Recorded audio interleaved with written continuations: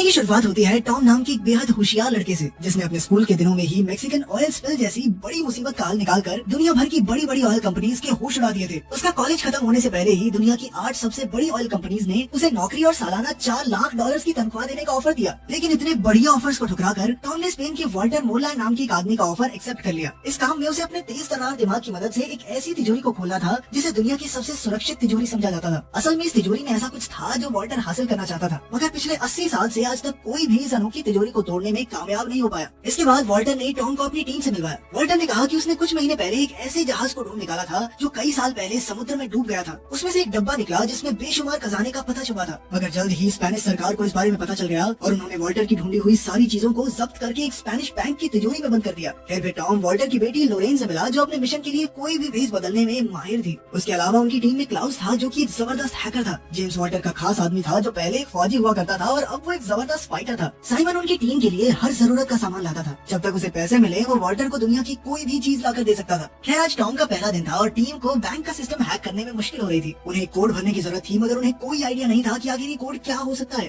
तब टॉम ने आइडिया दिया कि उन्हें बैंक के किसी क्लाइंट से बैंक का ऑटोमेटेड वॉइस मेल बनकर बात करनी चाहिए और इस तरीके से उन्हें वो कोड मिल सकता है। आखिरकार टॉम की तरकीब काम कर गई और उन्हें आसानी से कोड मिल गया। सबने टॉम को शाबाशी दी और टॉम अपने नए घर में पहुंचा। फिर अगले दिन से टॉम बाकी की टीम के साथ बैंक ऑफ स्पेन के नक्शे को समझने लगा। वाल्टर के मुताबिक ये बिल्डिंग दुनिया की सबसे सुरक्षित बिल्डिंग है, क्योंकि यहाँ हजारों की तादाद में सेंसर्स और कैमरास लगे हैं और वहाँ के गार्ड भी सिक्योरिटी में कोई कमी नहीं छोड़ते। उनकी सबसे बड़ी मुश्किल तो स्पेनिश आर्मी का हेडक्वार्टर था, जो कि बैंक के ठीक सामने बना हुआ था। जब भी बैंक के सिक्योरिटी अलार्म्स बजेंगे तो हेडक्वार्टर से 500 फौजी एक साथ बैंक में घुसाएंगे। इसके अलावा बैंक का सिक्योरिटी चीफ पहले स्पेन की काउंटर टेररिज्म फोर्स का कमांडर था। अब वाल्टर की टीम का मुकाबला ऐसी फौज से था जो किसी भी हालत में बैंक की हिफाजत करना जानती थी। इसके अलावा वाल्टर की टीम को उस तिजोरी के अंदर के नक्शे के बारे में कोई जानकारी नहीं थी, इसलिए उन्हें एक स्कैन करके ये जानकारी हासिल करनी होगी। इस तिजोरी में घुसने के लिए उन्हें 2 चाबियों और सिक्योरिटी चीफ के फिंगरप्रिंट्स की जरूरत थी। इन्हें हासिल करने के लिए टीम ने बैंक में घुसने का फैसला किया। टॉम और साइमन सफाई कर्मचारी, लॉरेन यहाँ पर बेशकीमती पेंटिंग्स की जांच करके उनकी इंश्योरेंस बेचने आई थी और इन्हीं पेंटिंग्स के पीछे बनी तिजोरियों में वो 2 चाबियां रखी थी। जब सिक्योरिटी चीफ लोरेन को कमरे में ले जा रहा था तो लोरेन ने उसे अपनी कॉफी पकड़ा दी और इस तरह उन्हें चीफ के फिंगरप्रिंट्स तो मिल गए। इसके बाद वो पहली पेंटिंग के कमरे में पहुंची तो क्लाउस ने बैंक में कैमरा हैक कर लिए। फिर उसने लोरेन को पेंटिंग स्कैन करते हुए रिकॉर्ड किया और यही फुटेज 10 गुना धीरे धीरे करके चला दी। इसी दौरान लोरेन ने तिजोरी खोली और वहाँ रखी चाबी की बनावट कॉपी कर ली, मगर उसी वक्त अचानक वहाँ बैंक का डायरेक्टर आ गया और इधर कैमरा फिर से चालू होने में सिर्फ 20 सेकंड बाकी थे। 20 सेकंड बाद लोरेन को ठीक उसी जगह खड़ा होना था,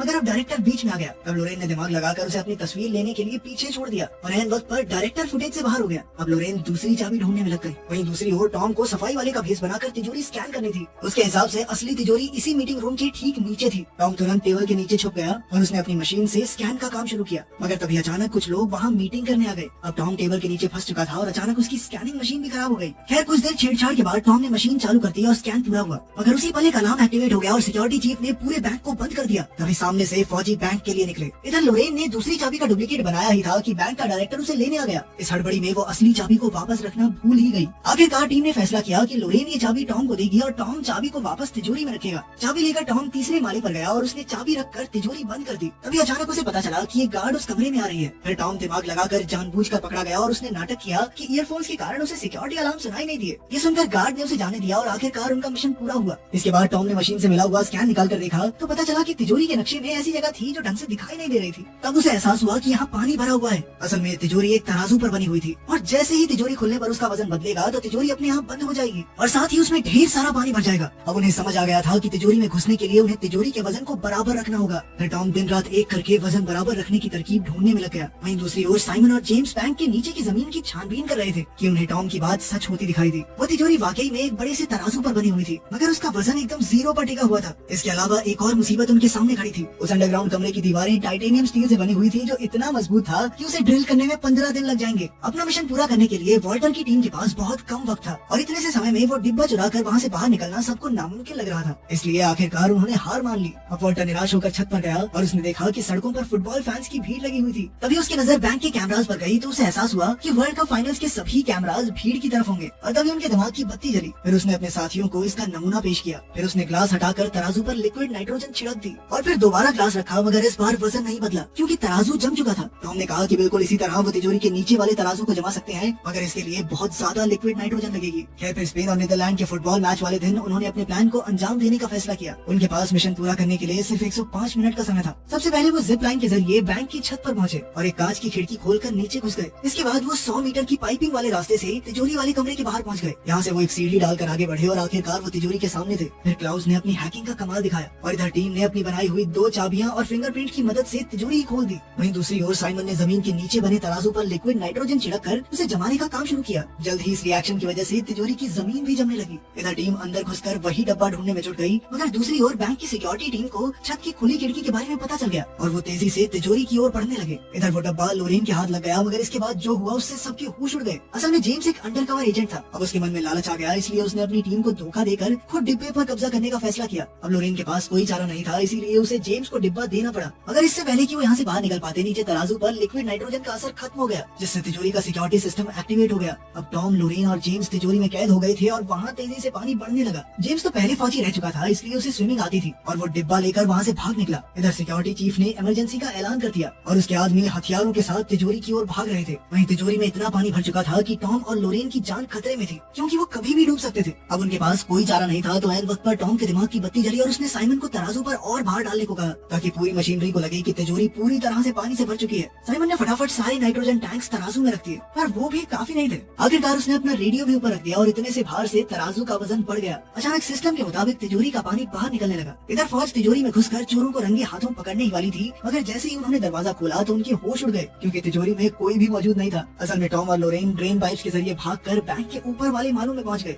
इधर फौज और गार्ड्स हाथ धोकर उसके पीछे पड़े हुए थे कि अचानक लोरेन को याद आया कि जिस कमरे में वो पेंटिंग स्कैन करने गई थी, डायरेक्टर उसकी खिड़की हमेशा खुली रखता था। अब वो दोनों बिना समय गवाए खिड़की से नीचे कूद गए, जहाँ हजारों फैंस की भीड़ लगी हुई थी। उन्होंने तुरंत अपनी जैकेट उतारी और भीड़ में खो गए। इधर उनका पीछा करते हुए फौजी भी काफी करीब आ गए और अब वो पकड़े जाने वाले थे। आखिरकार वो खुद को पुलिस के हवाले करने को तैयार हो गए, पर उसी पल स्पेन मैच जीत गया और सारे फैंस खुशी से पागल हो गए। इतनी भीड़ में फौजी टॉम और लोरेन का पीछा नहीं कर पाए और आखिरकार वो दोनों बच निकले। फिर कुछ दिन बाद जेम्स ने वो चुराया हुआ डिब्बा अपने बॉस को दिया और जब उन्होंने खजाने का पता निकाला तो उसमें आईफिल टावर की लोकेशन थी। तब उन्हें याद हुआ कि सिक्योरिटी लोकेशन नहीं है और वॉल्टर की टीम ने उन्हें चकमा दे दिया था। आखिर में खुलासा होता है कि टॉम और लोरेन ने असली डिब्बा नकली डिब्बे से बदल दिया, जिस वजह से जेम्स ने नकली डिब्बा चुरा लिया। अब वॉल्टर की टीम एक रिजॉर्ट में मजे ले रही थी कि उन्होंने डब्बे से असली खजाने की लोकेशन ढूंढी। तब उन्हें पता चला कि ये खजाना बैंक ऑफ इंग्लैंड में छुपा हुआ है। इसके बाद उनकी टीम एक और नए मिशन के लिए तैयार हो गई। तो आपको कहानी कैसी लगी कमेंट्स में जरूर बताना। मिलते हैं अगली वीडियो में।